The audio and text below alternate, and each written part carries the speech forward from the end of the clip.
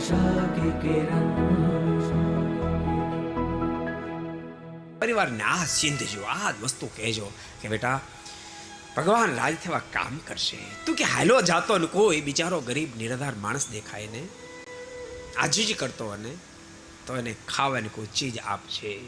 તમને ભરોસો ન બેસતો કે એ માણસને આપું કે એ ક્યાં રૂપિયા વાપરે તો એને ખાવાની કોઈ ચીજ આપજો. હું તો કહું અમીર માણસો છે ને ગાડીમાં 2-4 બિસ્કિટના પેકેટો રાખવા.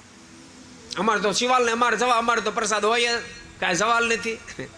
તમને કહું છું, કોઈ ગરીબ, કોઈ નિરાધાર, કોઈ દિન દુખ્યો, યાદ રાખજો ભગવાનના ભક્તો, હું સમજીશું ક્યારે એવું પણ હશે કે ભિખારી લોકો એને આપેલી વસ્તુનો ગેરવ્યય કરતા હશે, પણ બોલતાની એમાં એવા કોઈ પણ ભિખારી છે કે વાસ્તવિક એને પેટમાં ભૂખની આગ લાગી હશે, હૈયું એનું બિચારાનું જલતું હશે, ભૂખ સહન નહીં થતી હોય, અને આપણા જેવા અનેકની પાસે એને હાથ લાંબા કર્યા છે, પણ બધા એક જ કહેતા ધંધો બીજો છે ને ભીખ માગી બીજી ખબર પડે છે.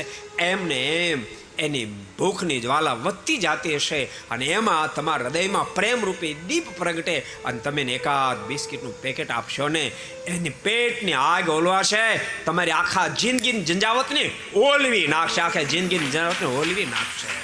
તમારા પરિવારમાં સુખ સમૃદ્ધિના ઢગલા ઠાકોરજી કરી દેશે.